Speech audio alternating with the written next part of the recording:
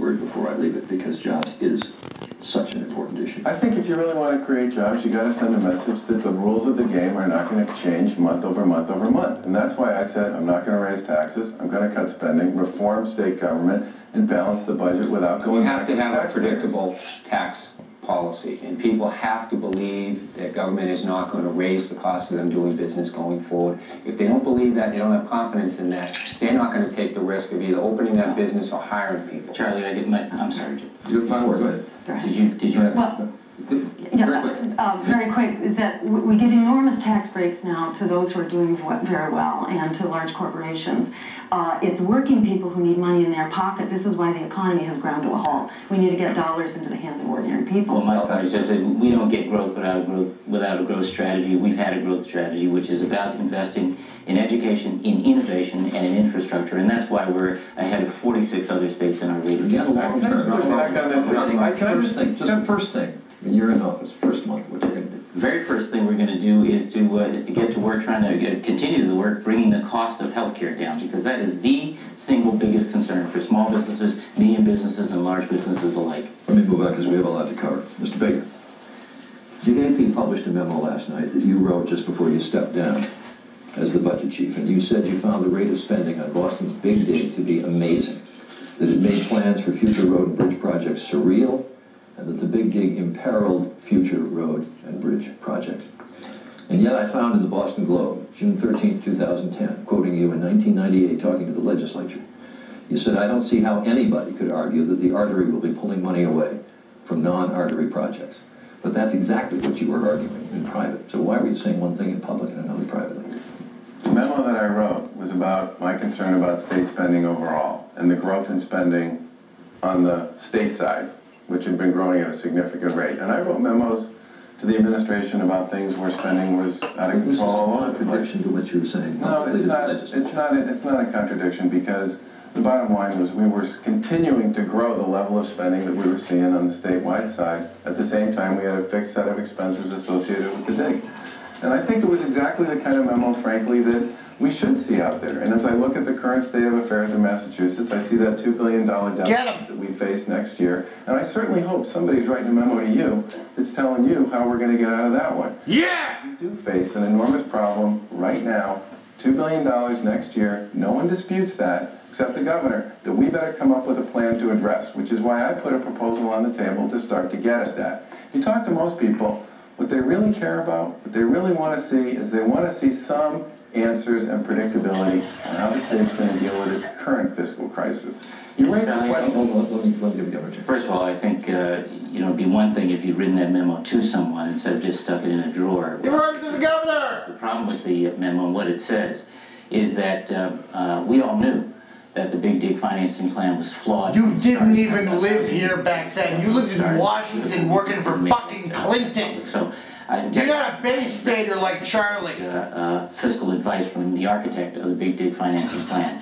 We have been dealing with some very, very difficult choices on behalf of the Commonwealth through the worst economy in living memory. And every single year, working with the legislature, we have delivered a budget that is responsible, balanced, and on time. Not something many other states can say. And if I have the honor of another term, we will continue to do that, making those tough choices. Yeah. The biggest thing that bothered me about the memo is that the fact that it was going to be hidden until after the re-election of the then Governor Cellucci. And that's what bothered me, because I think that what people are looking for is us to be straight when we're running for office, not to lie to them or not to misrepresent or to say something quietly when it should be said publicly. When I took over the school building authority, we were told by the Department of Education we had $4.1 billion in liabilities for the schools that were on the wait list. Once we went through the numbers ourselves, we found it was $5.5 billion. We could have hid that information.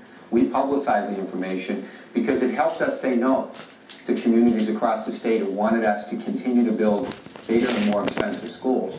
So being straight with people actually helped us at the end of the day, and it helped taxpayers. We've been able to pay down $7 billion of the debt that we inherited back in 2004 by being straight with people, by being straight with communities, telling them if they want something, they've got to pay for it if we can't afford it, and basically saying no when everybody wants you to say yes. I know it was hard to say no once that project started and once it was 50% done, but somebody should have taken the reins back then. By the way, you know, I'll interrupt Tim Cahill because he's just a rat. I apologize for not being the best cameraman. I'm kind of new at As this. Charlie said in the memo, it did keep us from building and investing in infrastructure in the rest of the state. And everyone else in the state outside of the Boston area hates that project. The central point you're arguing is you need to be straight with the public at the same time you're being straight with the people you serve. Yeah. And when you're saying one thing to one person and another to another, that it raises questions in people's minds. The issue here was the level and rate of spending on the other side. It wasn't about whether it was more. It was more. The issue was whether it was too much more. And writing a memo like that to your boss is exactly future bridge and road projects. whether or not it would imperil the run rate on future road and bridge projects.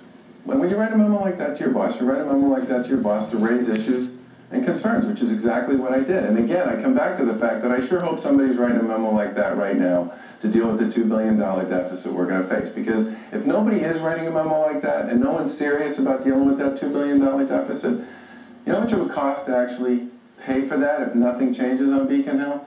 The income tax basically has to go from 5.3 to 7 to close that The gap. difference is, I don't need to write a memo because we've solved one of the biggest problems that we faced in government on my watch. And we did it the hard way, one school at a time, saying no to communities, not just giving them the run of the place, and not just letting the private sector oversee it. The private sector was overseeing the building of schools, and we took that away from them because they were spending too much money.